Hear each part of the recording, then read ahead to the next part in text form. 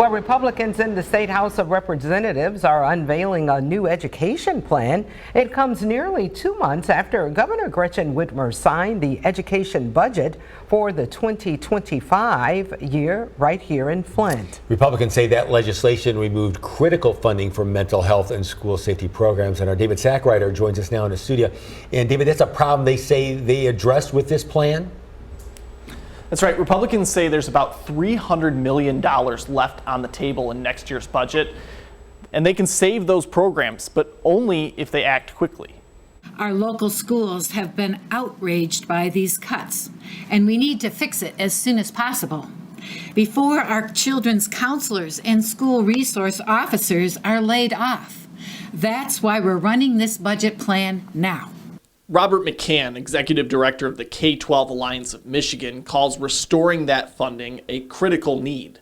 Certainly, it's something that schools are absorbing however best they can this year by pulling money from elsewhere. But anytime you're doing that, that means you're cutting services from somewhere else. So the current system isn't sustainable. The funding is only the tip of the iceberg. The plan also calls for waiving state fees for teachers to help them get into the classroom quicker, and expands dual enrollment to include trade schools in addition to traditional college courses.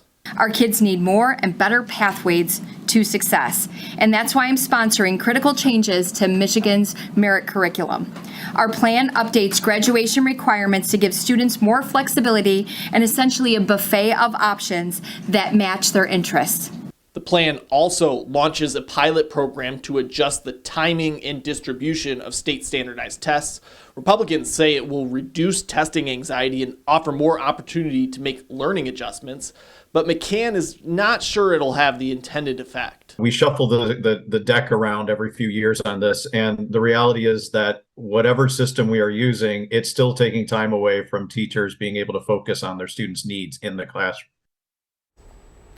The bills have yet to be introduced in the House, and they have a long way to go from there to be passed into law. But Republicans are calling on Democrats to step off the campaign trail and work to get the legislation passed. In studio, David Sackrider, ABC 12 News.